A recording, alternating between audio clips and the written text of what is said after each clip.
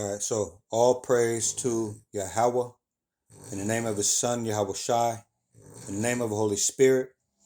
Double honors to my elders, apostles, and the bishops of Great Millstone, otherwise known as GMS for short, also known as the prophets of doom. And these are where I have learned this truth and where I am still learning this truth.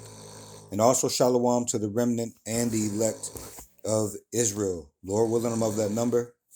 All right, so today, well, first of all, Lord willing, this comes through as sincere and edifying. All right, so I titled this "Plain Upon Tables." All right, because what we're about to read here, all right, seems to be pretty plain to me. So I just wanted to read this. We did a reading. Me and another brother did a reading of this outside the other day, and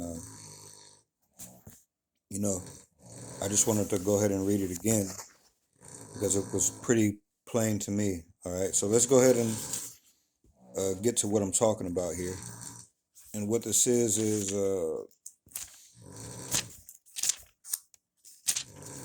um,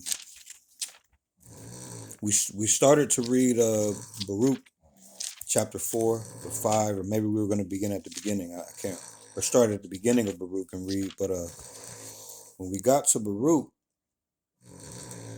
all right, I was looking at the back uh, and came upon, it said chapter 6. Now that could be a misprint in here. This Good News Translation, which is what I'm going to read out of as soon as I can find it. Hold on.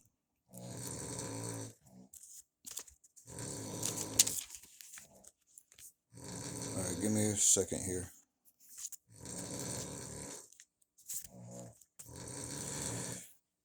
Okay.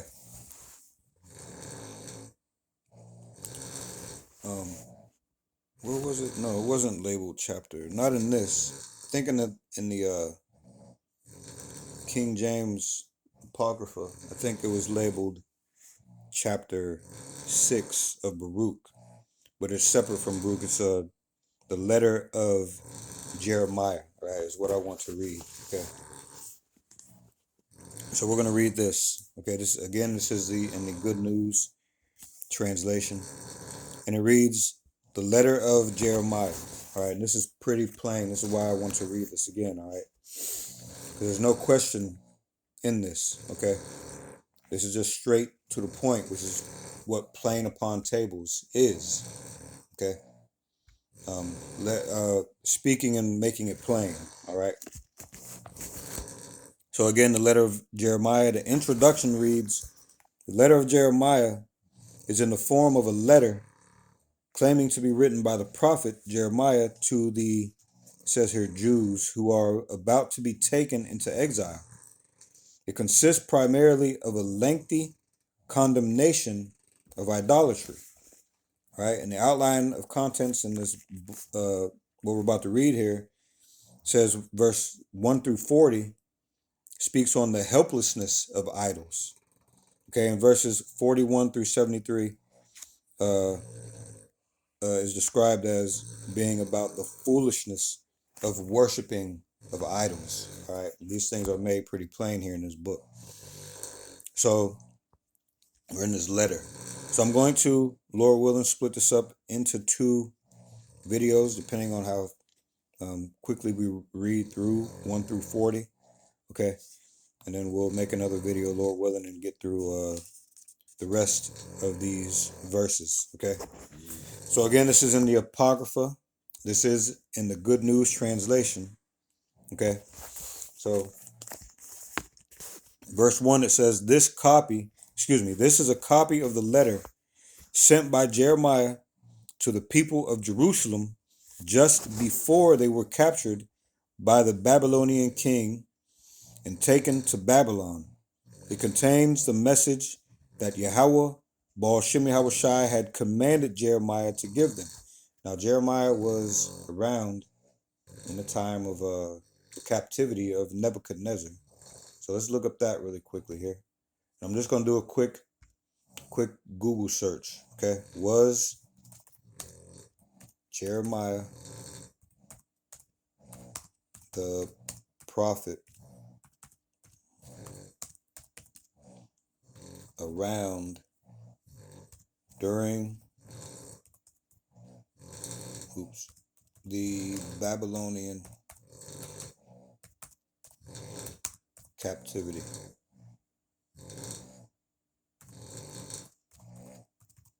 Of the Israelites.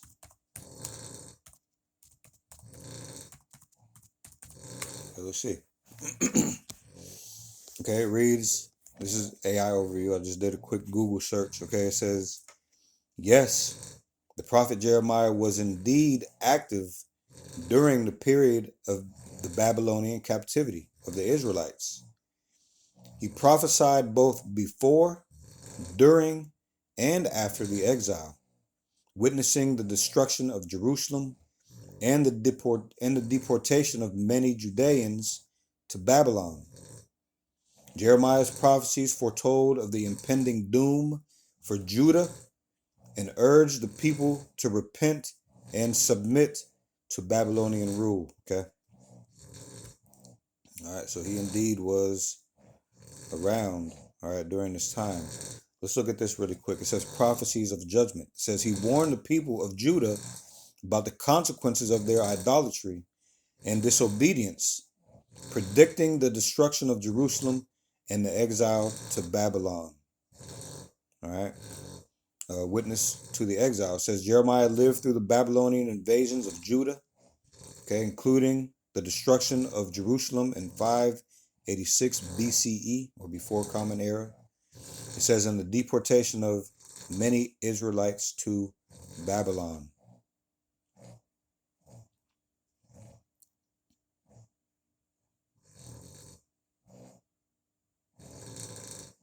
All right. Hold on now. It says ministry during and after exile. It says while some Israelites were taken into exile, Jeremiah remained in the region. He continued to minister, offering both warnings and words of hope for the future. We spoke on in a pretty recent video that is what the men of the Lord do today. Right? They give both warnings and of hope. So when you hear people try to condemn us by saying all we preach is doom, all right, that goes with the warnings, right? And what will happen, what is going to happen if you don't take heed to these warnings. But we also give words of hope. Okay, we give both sides. All right, so we do teach and preach the good news, the gospel. All right, let's see.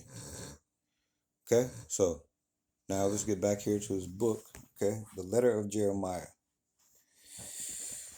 All right, verse 1, it says, this is a copy of the letter sent by Jeremiah to the people of Jerusalem just before they were captured by the Babylonian king and taken to Babylon.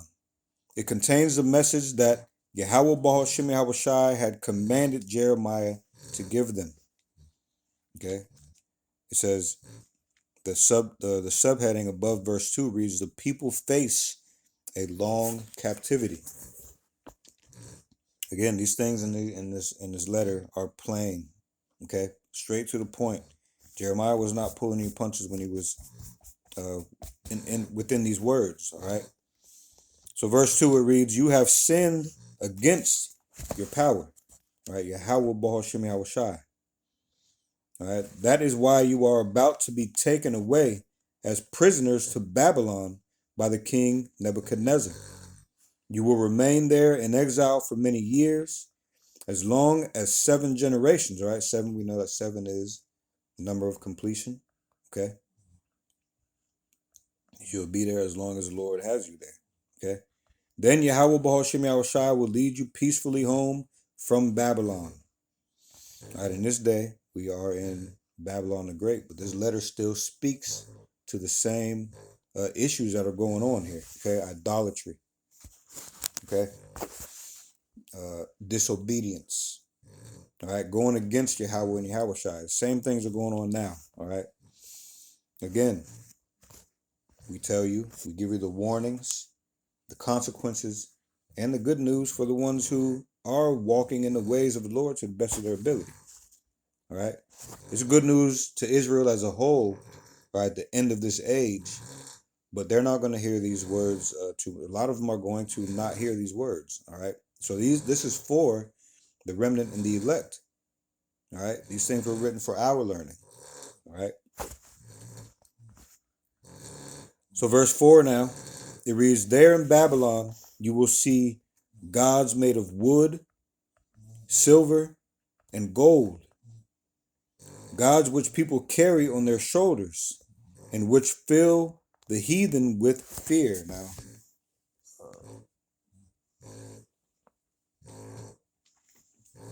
give me a second here. All right.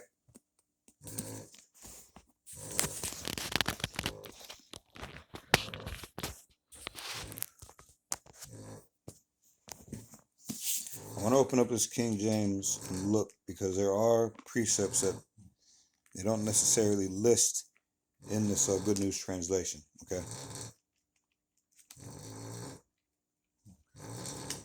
So, in other words, there are some, being that this is in the Apocrypha, all right, it refers back. It refers to the scriptures that were not taken out of our book.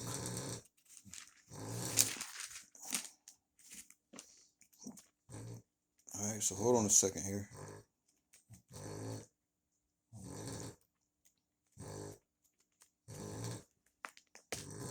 Right after Sirach.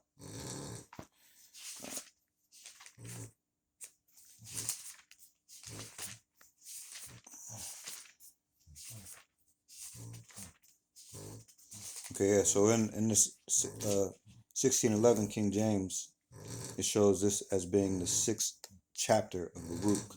All right. So we just read verse 4. Let me read that again. All right. Verse 4 of the letter of Jeremiah in the Good News translation. It says, there in Babylon you will see gods made of wood, silver, and gold, gods which people carry on their shoulders, and which fill the heathen with fear. All right, they hold these things high. Okay, so let's go here to Isaiah, okay, chapter 44 and verse 8. All right, this is a theme that's you're gonna hear multiple times while we're reading this. All right, it starts off here. It says, fear ye not, neither be afraid. Have not I told thee from that time, and have declared it? All right, the Lord told us about these things. Okay, what did it say at the end of that verse 4? It says, which fill the heathen with fear. But the Lord is telling us, all right, showing a separation. All right, don't fear these things. All right, the heathen fear these gods, so-called. Okay. So again, Isaiah 44 and 8, fear ye not, neither be afraid. Have I not told thee from that time, and have declared it? Ye are even my witnesses. Is there a power beside me? Yea, there is no power. I know not any. What does that mean? There is no Most High next to the Most High. There is no Almighty next to the Almighty. Okay? He is the one and true Most High power, Most High God. All right? There's no one on our power's level. There's no one on Yahweh's level. Okay? So Isaiah 44 and 9 now, with the subheading above it reading the folly of idolatry, it reads, they that make a graven image are all of them vanity. All right, worthless. Okay. All right, and they're the delectable things shall not profit, and they are their own witnesses. They see not, nor know, that they may be ashamed. Right, y'all following these things blindly. Right, and you're gonna be ashamed putting your hope and faith in these things. Right, having your manner of life be behind these things. You're gonna be put to shame. 10th verse, it says, who hath formed a god, or molten a graven image that is profitable for nothing? Okay. Let me read those again in the NLT.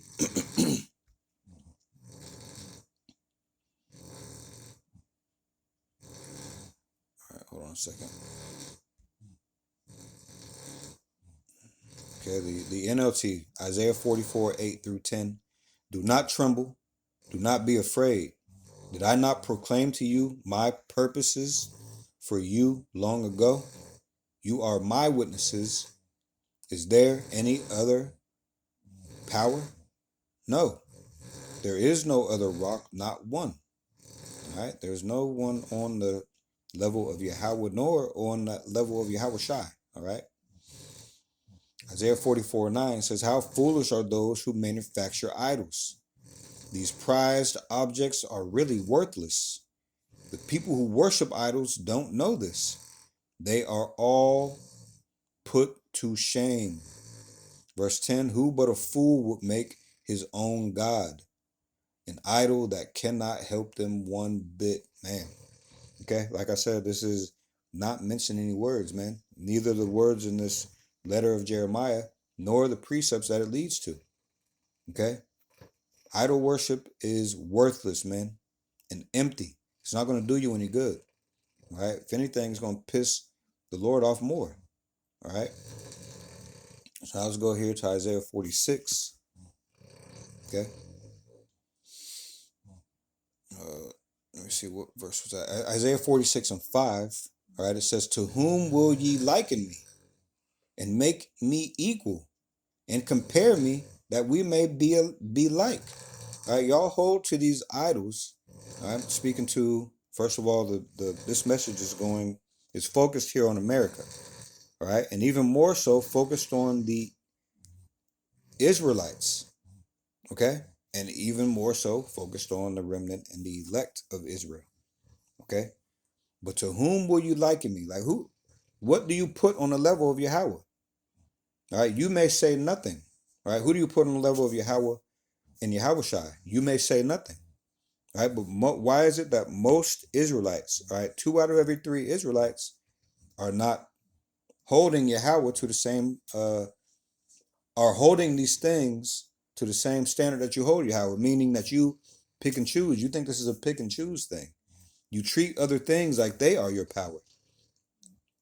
All right, you don't listen to the men of the Lord. You don't look towards the Lord. Okay. All right, you go outward. You outsource, okay, the things that drive your life. All right, so you make a lot of things equal, or at least you try to. They're empty though. Okay, they're not worth a thing. They're going to lead you to your destruction, as we'll find out. All right. Again, Isaiah 46 and 5, to whom will ye liken me, and make me equal, and compare me, that we may be like? The 7th verse, I'm going to jump down to I'll read 6. It says, they lavish gold out the bag, and weigh silver in the balance, and hire a goldsmith, and he maketh it a god. They fall down, yea, they worship. Whatever that thing may be that you covet more so than the words of the Lord, all right, you are making a god, all right? You are fashioning yourself a god, okay? 7th verse, it says, they bear him upon the shoulder. All right, these are things that you live by. All right, you live by whatever the God that you have made, all right, makes you comfortable living by. All right, but it is outside of this truth. Okay, it is empty. It is vanity. It's not going to be worth anything. It's all leading you to destruction. All right, which has been the same message over and over, man. It says they bear him up, they bear him upon the shoulder, they carry him and set him in his place, and he standeth. From his place shall he not move. Yea, one shall cry unto him, yet can he not answer, nor save him out of his trouble. And the Lord, man, don't worry. If you're not getting it now, by the end of this, Lord willing, you will get it. Because like I said, this thing is plain. It is plain. Let's go here to the NLT and read those again. This time, though, I'm only going to read, I'll read them all. Isaiah 46 and 5. To whom, in the NLT, okay? To whom will you compare me? Who is my equal? Right, if you fix your lips to start to say, All right, to even if you fix your mind to start to even put someone on the level of Yahweh and Yahweh Shai, man, you off. You are off.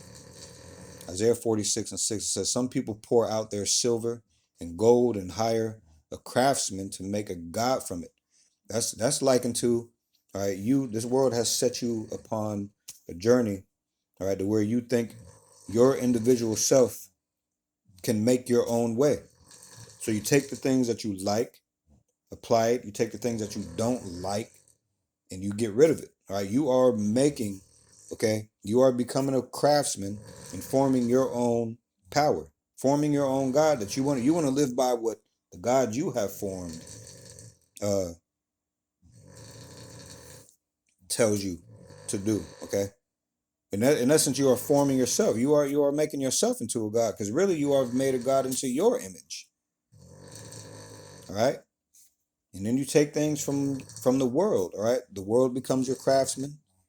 All right, you become a craftsman. You tweak and turn uh, these your philosophies or this world's philosophies and beliefs into your own. Okay, and then you bow down and worship it. Nobody can take you off your path because you've figured it out. All right, you've crafted the perfect God that tells you that everything is okay. All right, outside of this, outside of these scriptures, and you may apply some things in the scriptures to that God that you crafted, but for the most part, you're going off. If you go off a little bit, all right, from this, you are going off. It's called the truth for a reason. Okay. Isaiah 46:6 again. Some people pour out their silver and gold, all right, things that are precious to them, all right, whatever that may be. All right, that may not be, we're talking about a spiritual thing, that may not be actual silver and gold. It may be things that you hold or deem precious to you. Okay. You include and what is it? Um, you consider all these things that are comfortable to you. Okay. And you form your own God out of it. All right. Your own power.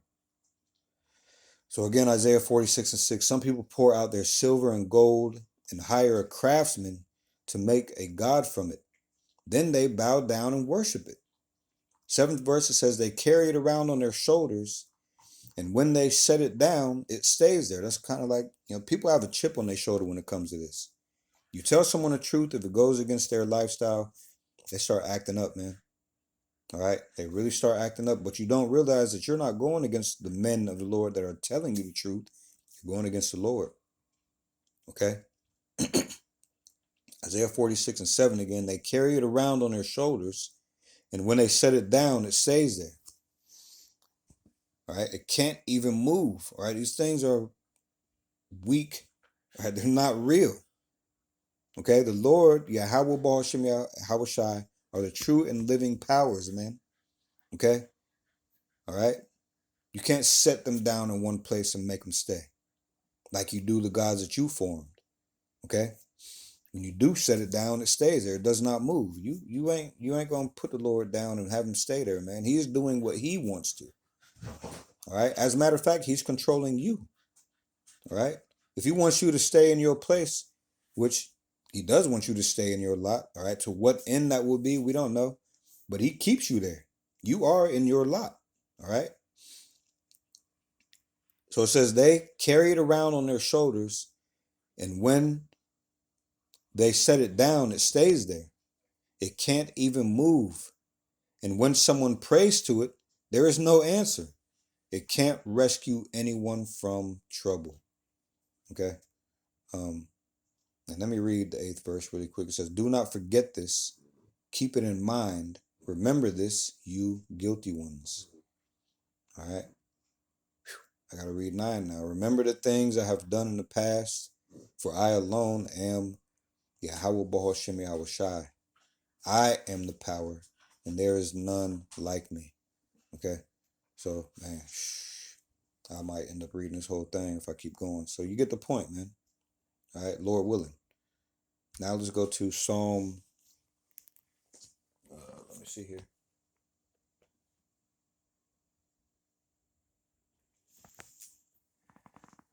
Let's go to Psalm 115:4. All right, it says, oh man. Let me start at 1. All right. The heading of Psalm 115 being heathen idols contrasted with Yahweh Bahashim Yahweh Shai. It says, not unto us, O power, not unto us, but unto thy name give glory, for thy mercy and for thy truth's sake. All right. It says, wherefore should the heathen say, where now is their power? But our power is in the heavens. He hath done whatsoever he hath pleased. Their idols are silver and gold, the work of men's hands. And it tells us not to learn the way of the heathen, right? But here we are, learning and walking in the ways of the heathen. Okay? Let me go on and read this. Psalm 115 and 5. It says, they have mouths, but they speak not. Speaking of these idols, all right? Have eyes they have, but they see not. They have ears, but they hear not. Noses have they, but they smell not. They have hands, but they handle not.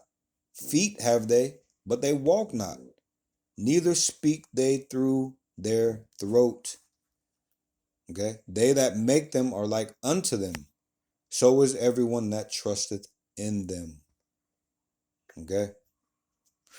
Man, the Lord telling you about your idols, man. They're not worth anything to you. They're worthless, as a matter of fact. Let me look something else up really quick here. Let me look something else up really quickly here.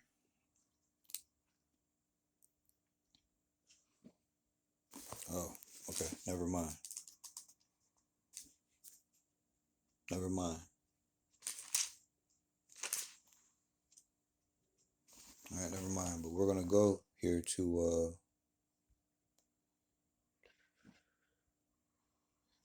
hold on a second here.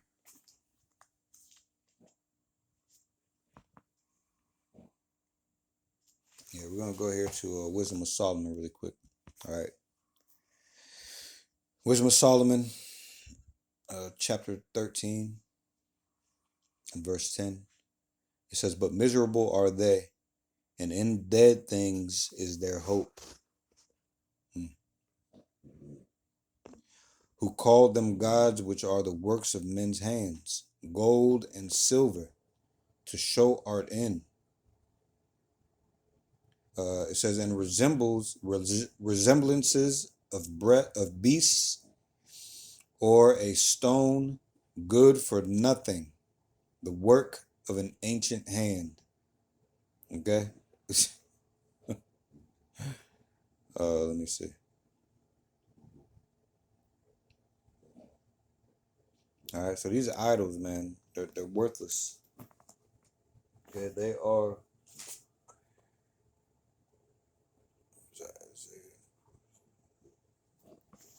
26. All right, so let's go ahead and get back to this letter. All right. Let's go ahead and get back to the letter. Now, we're on verse 5. Again, the letter of Jeremiah. We're reading this out of the Good News. All right, this is in the Apocrypha. Now, I'm going to read verse 4 again, and we'll move on. All right, it says, there in Babylon, you will see gods made of wood, silver, and gold, gods which people carry on their shoulders, and which fill the heathen with fear. Now, I want to bring up something else here now. All right, Deuteronomy 28:64. Okay.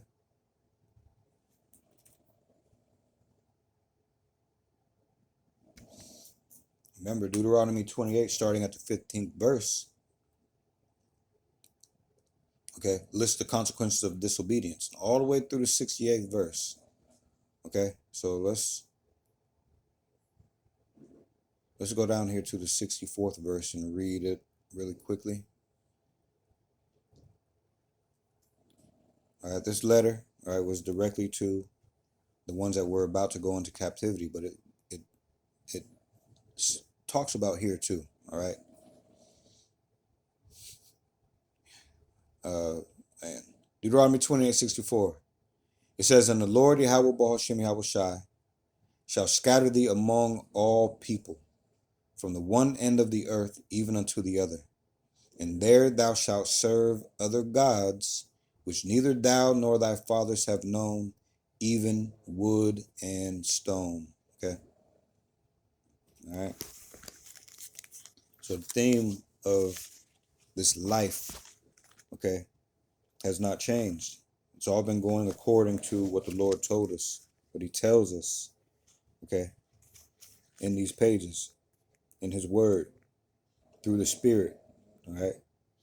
So now verse 5 of the letter of Jeremiah in the Good News Translation, it reads, you must be careful never to imitate those Gentiles. Now, there are two types of Gentiles. There are Gentiles, right, other nations, but then there are Hellenized, all right, Israelites, okay, Israelite foreigners that are among other nations that walk, talk, look like, all right, worship like, okay, other nations, okay.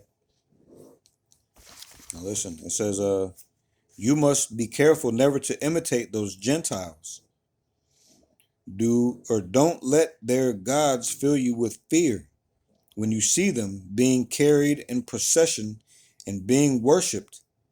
Instead, say to yourselves, it is you alone, Lord, that we must worship. Yahweh Bahashim Yahweh Shai's angel will be there with you. He will take care of you. All right. Now, the subheading above verse 8 in the Good News Translation reads, the helplessness of idols.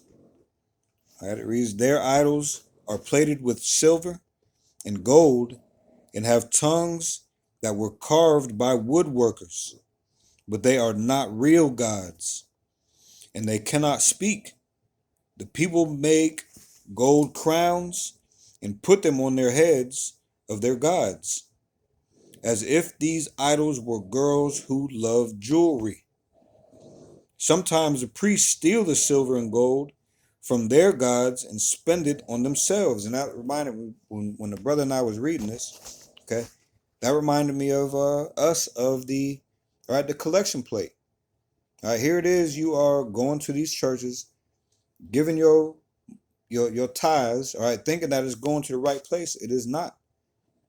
Okay, it is not. Some of these pastors and preachers, all right, they take these things and they spend this on themselves. Okay, it's all about money. All right, filthy lucre. All right, church, you can liken it. I mean, the Lord in the scriptures liken some men to whited sepulchres because people like to have the form of godliness, but they don't. All right, but you can liken some of them buildings, all of those buildings, to being whited sepulchres. All right, when you walk by, you think that it is a house of whom the world calls God, but it isn't. All right, a lot of them places are whorehouses, literally and spiritually. Okay, people go there for fashion shows, right? For women, okay, for gossip, all right. But even on the spiritual side, all right, you're there, you're in a whorehouse, man. They're not telling you the truth. They're leading you towards other philosophies. The Lord is all love, right? His name is Jesus. That all of them are false. Okay, those are false philosophies, man. The laws and statutes and commandments are done away with. No, the Lord did not send his son down here to live and to die for the law to be done with. All right, that's a worldly way of thinking. It does not make sense. All right, it does not make sense at all. You think the Lord had his son go through that life and that death so that we could do what we wanted to? All right, so that we could have the liberty to do the things that displease the Lord to the best of our ability, which that's what our nation is doing. To the best of their ability, they are walking, okay, in the ways that are not the Lord's. It shouldn't be like that. All right. He allowed this grace period, okay, for us to be able to not suffer the penalties instantly, okay, and to have a chance to walk in the ways of the Lord, to show our love and faith. That makes more sense. All right. But, my one of my elders, well, the elder apostle Tahar, Okay? He said that the spirit, the truth is common sense. All right? The truth of this is common sense. The doctrine is common sense. But most of this world has regular sense. All right? He didn't say that part, but most of the world has regular sense in this day. So it's a regular thing to hear these different philosophies and just run with it. All right? But you have to have common sense, man. What would the Lord have his son come down here and live his life and die for? All right, for you to go against him to the best of your ability. And when you think about that, man, I don't know how anyone can fix their lips to say that the things that the Lord told us to do, which are the laws, statutes, and commandments, are done away with. Just because you can't fulfill them 100% like Yahweh Shai did, all right, that's his lot. That's what his name stands for. That's what makes him the perfect sacrifice. That's what we needed. We needed nothing. We could not, nothing less than a perfect sacrifice, right, would have been sufficient. All right. So is that what it? That's what he died for you to do anything that this world that is very wicked, all right, tells you to do. No, you make provision for the flesh. We talked about that the other day. You make provision for you make excuses to do the things that are outside of this truth. When really what the Lord, what Yahweh sent Yahweh Shai for was to be a perfect sacrifice for us to have this grace period. Okay? And in walking in the ways of the Lord shows our faith and our love. Okay? We do these things to the best of our ability. Things that we can't help, like sinning, and I'm not talking about living in sin, but sinning. Okay, these are the things that are covered. All right. Anyway, I don't even know where I was right here.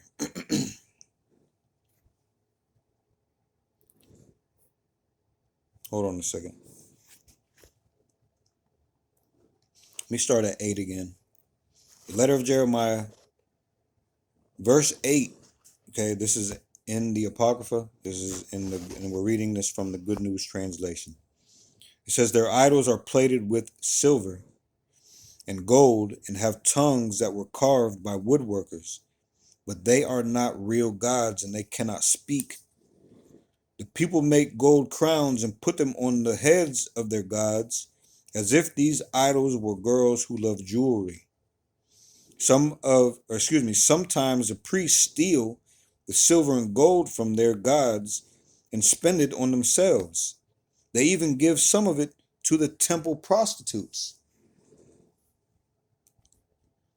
People take these gods of wood, silver, and gold and put clothes on them, as if they were human. But even though the gods are dressed in purple robes like kings, they still cannot keep themselves from being tarnished or protect themselves from termites. When dust from the temple settles on their faces, someone has to wipe it off for them. All right, these things are worthless, man. They can't even move. They can't even wipe the shit off their face, man. Okay? They're empty. All right? Just like those philosophies and beliefs that you have that forces you to walk out. All right? When you are on these philosophies and beliefs, you're adding dirt, dust, grime to your face. You get more and more dirty, especially since the truth is here showing you, all right, which is the way to get clean.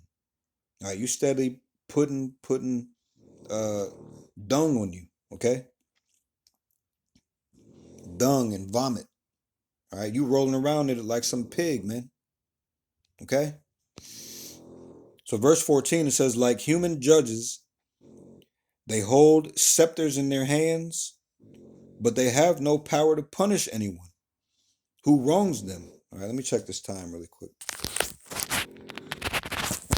That time went quick. I guess we might have to make 3 videos at least. All right, we're going to stop here at the 15th verse. Lord willing, we'll come right back and pick right back up where we left off. All right, so I hope this is coming through as sincere and edifying. And with that, All praise to Yahweh, in the name of his son, Yahweh Shai, in the name of the Holy Spirit.